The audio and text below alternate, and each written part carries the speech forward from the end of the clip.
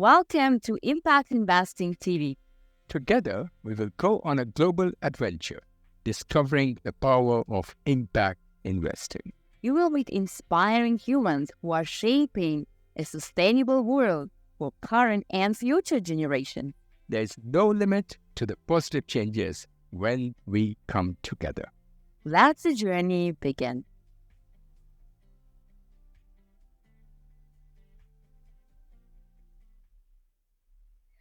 Hello everyone, and welcome to episode 3 of season 7. To all those who are joining in the first time in this season, the theme of this season is Impact Investing Worldwide, Uniting for a Sustainable Future. Okay, before we start, let us share a story. So you all know that we are now working towards the COP28 in United Arab Emirates in Dubai, and everyone is making plans. One of the highlights of the COP28 is the Global Stock Take, which will be presented and discussed. What global stock take? What is that? It's an inventory report summarizing what are the steps taken and results obtained in reaching the collective progress towards the goals of the Paris Agreement of COP21. Where does the world stand with its climate action commitments, identifying gaps, and working together with the following steps? That sounds extremely exciting, and I'm curious to know how much of what was said, discussed, and promised was actually implemented. We all love talking, but acting, that's usually much more difficult. In my opinion, you're very right. It's going to be one depressing report. For example, in Germany, we shut down 1 or 2 coal power stations. That was the global news. But what was not the global news, and which this report will summarize, is the huge number of large coal power stations being built in the ever-increasing speed around the world. And what is increasing exponentially also is the CO2 emission. It's very true, and what seriously surprises me is that the countries which today are all in fire and facing the major impact of climate change are also the same countries building all these huge coal power stations. Correct. And to start with, to stop climate change, we need a global action, which in today's world's political situation is nearly mission impossible. Possible in dreams. Or possible in dreams. Secondly, most countries building these coal power stations are relatively cheaper to build than renewable plants. And that is one of the issues. Cheap because fossil fuel is artificially kept cheaper. So what is the solution then? I think one possible solution that we were considering also together with a lot of major institutions here is that if the richer and Western countries start supporting the emerging countries in building renewable power stations or renewable energy power stations. That's a good idea. We are the impact investors, and not only, all investors who jump in and act. Today, guest who is coming from an amazing country, and this country is facing unprecedented worst impact of climate change. Which country is it? If I read the news, there are nearly so many countries today, from Canada to Australia, are all facing massive. Right, but let our audience guess it first. Let's watch a video about this particular country.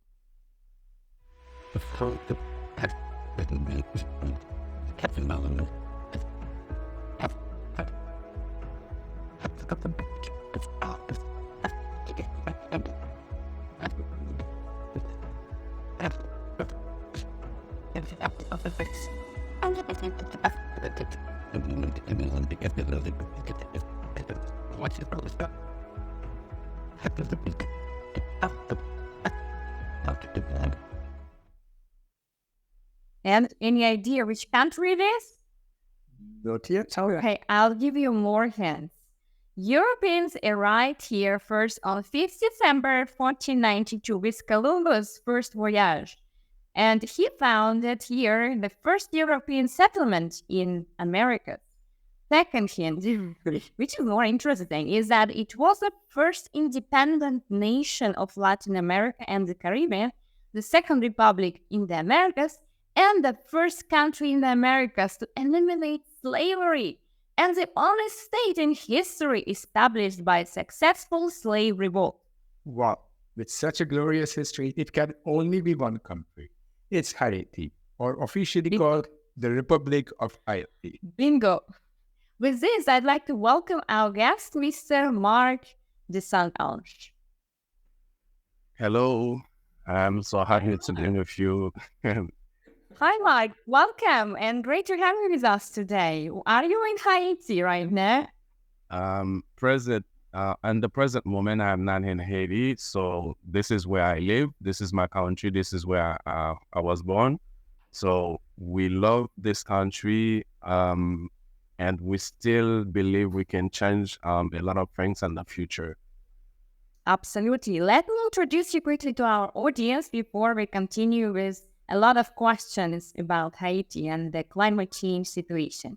So, Marc, you are the Vice President and Project Manager of the Haitian Association for Solidarity. It's also called ASHAS. You play a key role in the management of numerous projects in the field of agroforestry, energy, and agriculture. You're also a former national consultant for the United Nations Industrial Development Organization, and you were focusing there on industrial sectors such as electricity, metallurgy, agro-industry, and agroforestry. So more we will hear just in a second about it. Yeah, exactly. So, Marc, can you please tell us what inspired you to start the Haitian Association for Solidarity? Yeah, as you or might know, we are facing to a lot of issues in Haiti specifically. As a young entrepreneur and citizen, we said to ourselves, we need to do something.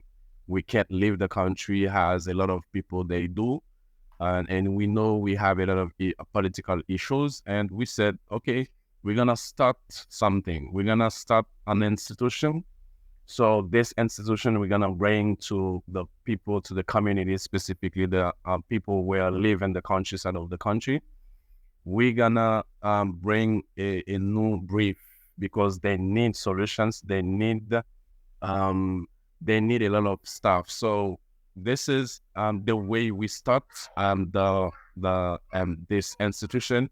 And we our focus is specifically, as you already said, and renewable energy, agroforestry, sustainable agriculture, because these type of sector, these type of field are very important for the development of the country and all the different communities where we are living and where we have we're supposed to bring change to the people. Yeah, this is in this kind of context we start our institution, ASHAS. Thank you. And I have another question. Also, you mentioned yourself in an article that Haiti is internationally known for its destructive natural disasters and turbulent political life. And in fact, you might have searched in Wikipedia, it's even named as a failed state. Still, which sector do you believe holds the most potential for growth and innovation in Haiti for the next decade? You know, the country like here, you can see, I would not live just like that. I would try to do something about it. Yeah.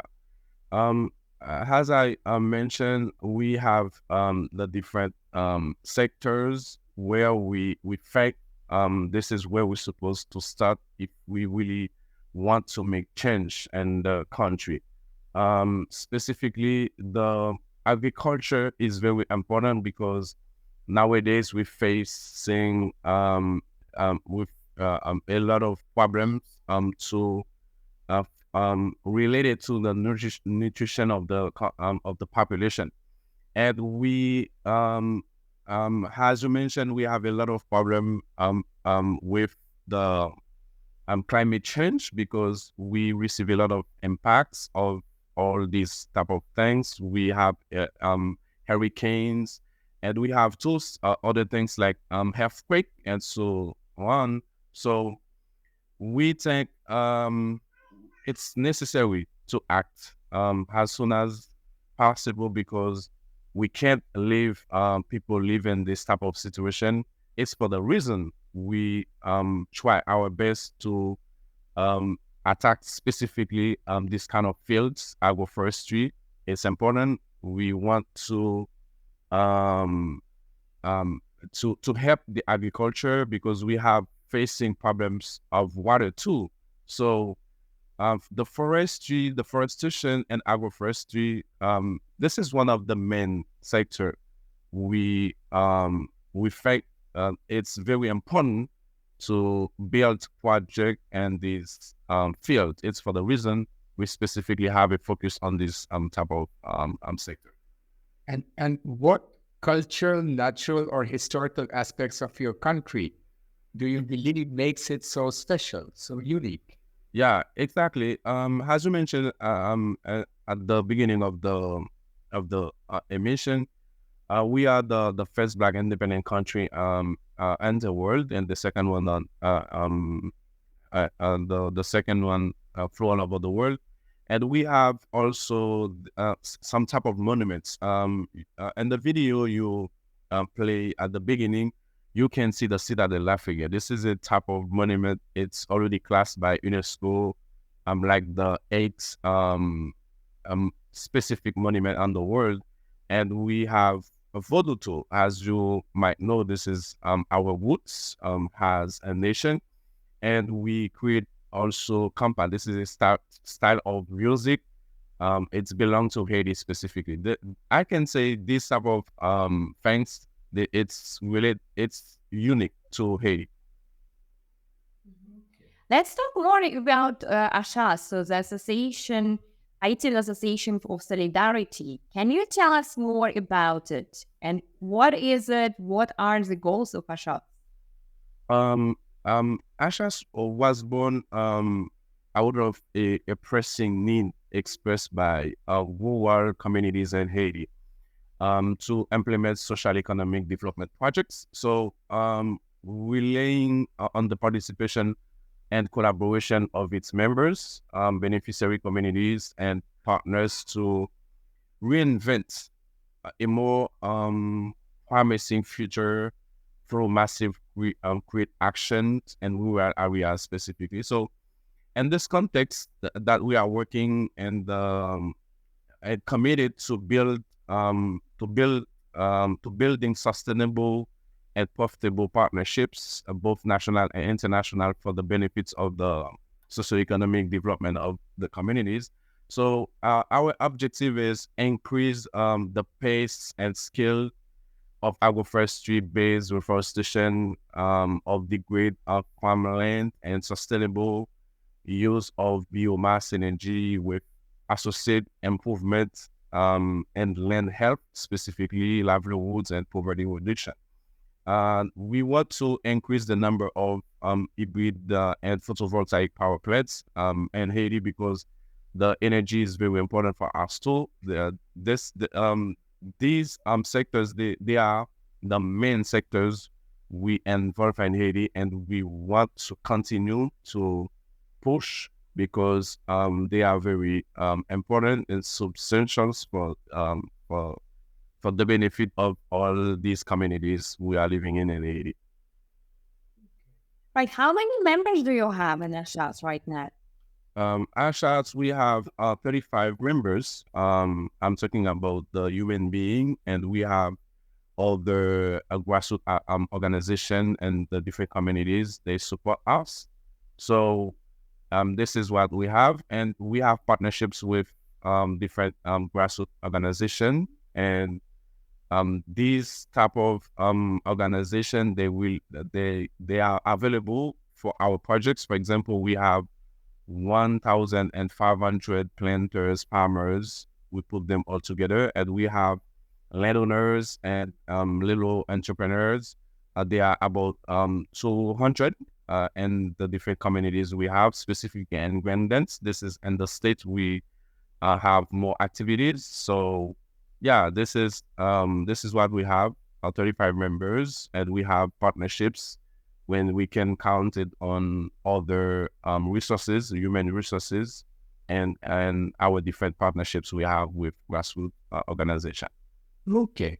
And what are the ASHAS's objectives concerning degraded agricultural land? because you have quite a lot of degraded land. Yeah. Effectively. So the objective we have, it's inverse and forestry and agroforestry projects. This is the only one way we see we can have an impact on these kind of issues we are facing and on the daily basis, and Haiti specifically related to the land. This is the way we see that, inverse and forestry and agroforestry projects. Where in Haiti is the agroforestry project located?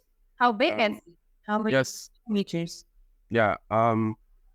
Now we have actions on 3 states. The main state where we have more actions, this is Grandins.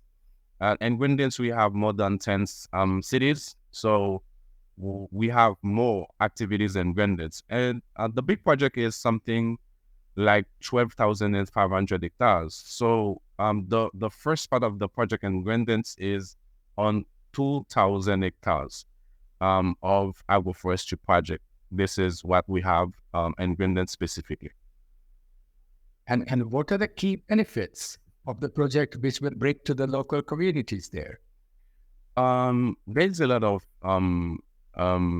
impact or benefits. For example, if specifically the first things, this project gonna brings jobs, and we talk about the permanent jobs, because when we do agroforestry projects, it's something on 30 years, so we still need people to take care of all these trees, even if at the beginning we're gonna have more jobs. So after 1, 2, 3, 4 years, we will still have people working in these kind of projects, and they're gonna improve soil health and fertility. This part is very important for the agriculture, and we're gonna diversify the livelihoods, enhance food security too, and environmental conservation. This aspect is very important for the problem we're facing on a daily basis. I'm talking about the environmental problems, and we're gonna have climate change mitigation and adaptation too. So these projects gonna bring to the communities, reduce pressure on the natural resources. This aspect is very important, and community empowerment and knowledge and skill transfer too, because anyway we're supposed to have this passation from us to other people, because this is a country we're supposed to still alive. So it's for the reason we take knowledge and skills transfer is very important too. All these things this project gonna bring all these things to the communities. Mm-hmm.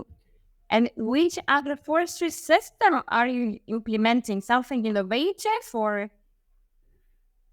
We take we don't really have a name specifically for that. We the way we see that, we're gonna mix some method. That means we will have forestry trees, and we will have at the same time agro trees too, and we will have a chance to have some crops between the trees. So we think it's for the reason we choose to have projects agroforestry, because we know our situation now. It's important to have this type of project. We can't have only forestry, because we want to have fruits from these kind of agro trees, because they're gonna help the population. They are facing food problems. So anyway, a type of project like this, it's very important for us. Right. I suppose besides food security, you also support local farmers with some economic opportunities, right? Yes. What are those? I'm sorry?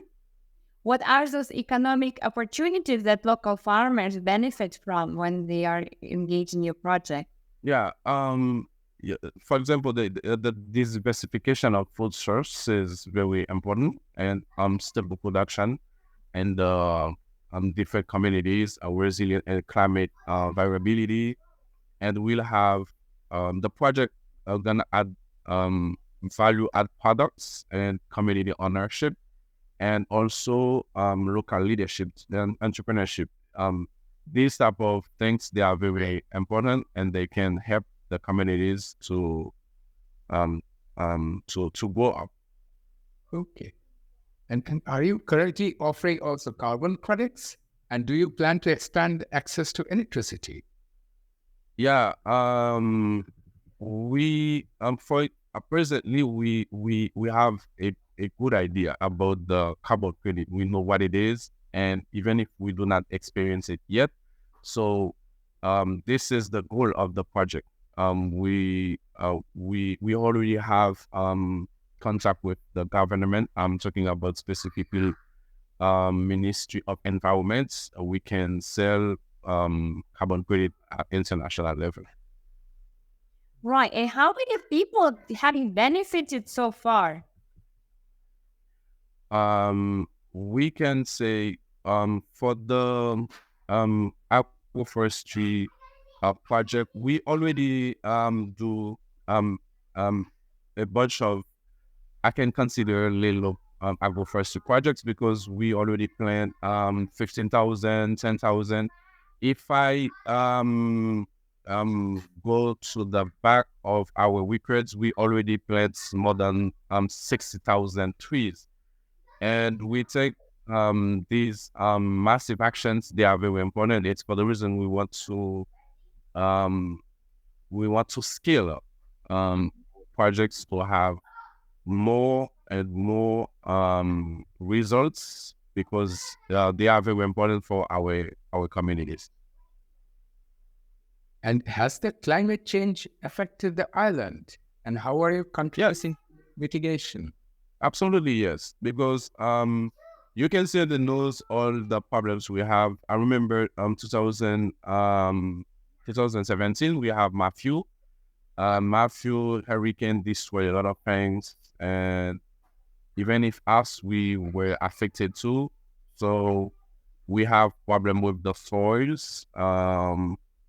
We have problem of water too, because some parts in the year we can't find water to use. So it's something very important. So yeah, we very affected by the climate change, and it's for the reason as citizens we want to take action, because we can't leave things going on like this without any solution. It's for the reason we take initiative, and we want to build projects, and we want to put people together, because we need result, and we can't do it without other supports, other initiative, other resources. It's for the reason we focus on this type of field, because they are very important for Haiti. Mark, and which measures have been implemented to mitigate hurricanes' catastrophic effect? So if you start new project to on land in agriculture or reforestation, what are the risks of hurricanes to destroy it again? So how do we mitigate this risk?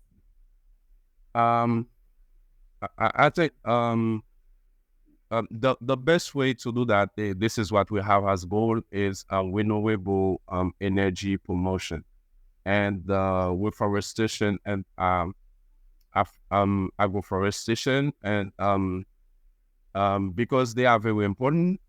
Agriculture adaptation too. This part is very important. The community engagement and education too. As citizens, we are not the state, we are not the government. This is the way we can act as association and institution to make our work, and to put our value and the situation we are living. And who are your main partners? And are you looking for more partners? I can say our main partners, this is grassroots organization and association we have in the different communities, because this type of project, we can't do it without their support. So it's for the reason we are very tight together, and we are looking for support, because we see for the last 2 years, we make a lot of efforts. So without support, specifically international or national support. I'm talking about the financial support, the investment, because they are very important to move forward with this type of project. We talk about something on 2,000 hectares. The first part, we talk about something 500,000 hectares. This is the long-term project. So these type of projects we can't do it without financial support, without investment. This is what we are looking for now. We need honest people. For more. Yeah, exactly. Because How much are you looking for? What is for the first part of the project, Agroforestry specifically, we are looking for 2.5 million to build these projects on 2,000 hectares. Then we have other projects. Maybe we can discuss the other projects in another emission. So for this one, this is what we are looking for, $2.5 million. Okay. And what is the biggest challenge that ASHAS will face in the future, in your opinion? I think it could be the same answer. Finding financial support is very important for the future. Otherwise, we will still doing the little project we used to do. I'm talking about planting 15,000 trees, 10,000 trees, and small communities. So they are not insignificant. So the major impact we are looking for, this is the challenge to find more money, investment, financial support to build these projects. Because, as you know, we will still have environmental impacts. I'm talking about hurricanes and so on. So anyway, this is our challenge, to find international support and to find more partnerships, because we need these type of support to go up and to move forward in our projects. Right. So what would be your impact if you would get the funding? If you get the funding, how big would be your impact be with the project? The first thing we know, the impact we will have, we will mitigate this type of environmental problem, because, for example, in the south of the country, where we have intervention, we know, and a part of the year, it's on more than 4 months. It's difficult to have water. This is an aspect very important. For example, we still have a weekend, and we have 6 months of risk during the year, and we can have any kind of things happen. I'm talking about environmental problems. So if we build these type of problems, anyway, we're gonna have an impact. I'm not saying we're gonna fix all the environmental problems we have in Haiti.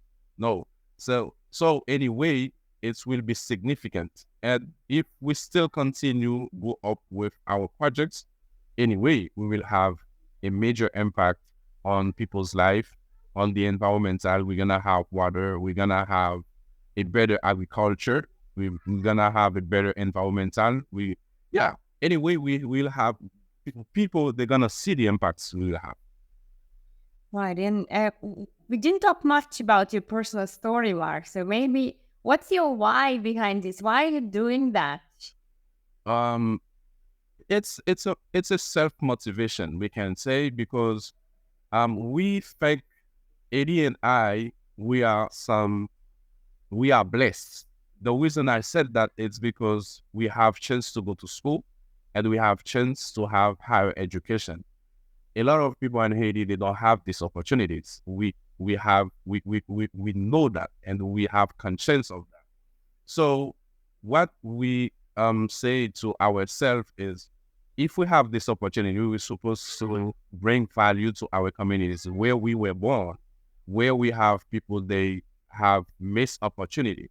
So for the new generation, we said it's important to do something. We don't really have a specific um, idea behind of that, because we are not politicians. We have any intention to be president, to be any kind of things in our country. The has developer, we can say has developer agents. Our motivation is to build something for the new generation. It is not necessarily for my relative, for my kids, for my family. We talk about communities, we talk about countries, because if we have other people like us, they want to take initiative, I think we're gonna have a better country. The Haiti country, this country we love so much. Thank you for sharing. Beautiful answer. Yeah. And how can we have quite a massive audience who are watching us. How can our audience support you? I think what we really need is we need investments in our projects, and we need financial support. This is what we need. We might have to expertise. We will not say we know everything. So anyway, we know we already have the little projects, we have experience, something like this. So we might need expertise too. So the door is open. So our goal is we want to have investment, financial support, because otherwise it will be difficult for us with only community support to go forward with our projects. So this is what we need. If anyone wants to invest in our projects, the door is very wide open, and I think this is one of the best investment we can do, because we will see the results, and it will stay for long term, because when we talk about agroforestry project, we talk about 30 years. So yeah, this is what we would like to have from your audience is financial support or investment. Great, Mark. Thank you so much. And as the time is running so quickly on Haiti, Yeah. you share the last call to action message for our global audience. So we are living in a world where the situation is worse than worry, specifically from some parts. And Haiti is one of the part of the world where situation is I don't want to say it's worse than already. So we are at a point we need a leadership. We need people with motivation. We need people who wants to take initiative. And we take in our association, we are a group of social entrepreneurs. We are so motivated to go forward. It's for the reason at the beginning we put our own money and what we are doing, because we believe if we want to preach the words, we're supposed to be the first example. It's for the reason we put ourselves, we put our time, we put our energy, we put our money, and these type of things. So we have people through all over the world. They might interest to put an action. For example, this is a personal thing. I invest in people education in my country. It is not some initiative I'm the director of. This is somebody who lead this type of initiative, and I give my money just to help at least two kids to go to school. So through all over the world, we have this kind of mindset people, humble people, the people with big hearts. We want to receive this kind of support, and we are very wide open. So please, if you have intention to put your money in this type of things, the things we need to say to, we are not only want to receive charity, we want to receive investment too, because you can have return on your investment, because we want to sell the carbon credit at international level, and you will have some return. So we are very wide open, and we are very available to communicate, to speak, to talk to you. If you have this type of intention, we are there and we are very ready to talk to you. Thank you. That's fantastic. I completely agree with you that you can only inspire with your own example. Nothing else works. If you change, then the world around starts changing. Yeah, thank you. I hope my English is a little bit better. The people they understand my message. So as you might know, English is not my first language. We speak good in French, so I try my best to explain what we have deep inside of us.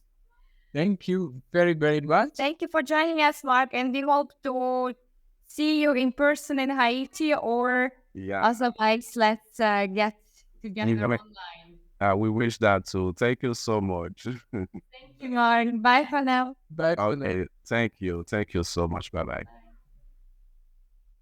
Dear viewers, with this, we're finished the third episode of season 7. The holidays slowly are coming to an end, right? So next And episode. summer. Oh, yes. Oh, yeah, that's true. So we know about this. Yeah, in some countries, summer is getting over. And next episode, we will travel again to another country. Thank you for watching us. And you can always reach us on apply@iasolutions.ch. So if you want to support Marc, please write to us. I want to support Marc. How can I do that? We will connect you with great pleasure. Apply@iasolutions.ch. Bye for now. Bye for now. Hey, we hope you've now been inspired by the remarkable stories that shape impact investing worldwide. Make sure you subscribe to our channel, not to miss any future episodes. Contact us if you want to support our guests or be the next TV show guest yourself. Join the awesome impact community and invite your friends to do the same. You can find us on TikTok, LinkedIn, YouTube, Facebook, Spotify, podcast, anywhere in your favorite social media. We'll look forward to sharing the next episode with you. And remember, together we create a truly sustainable future.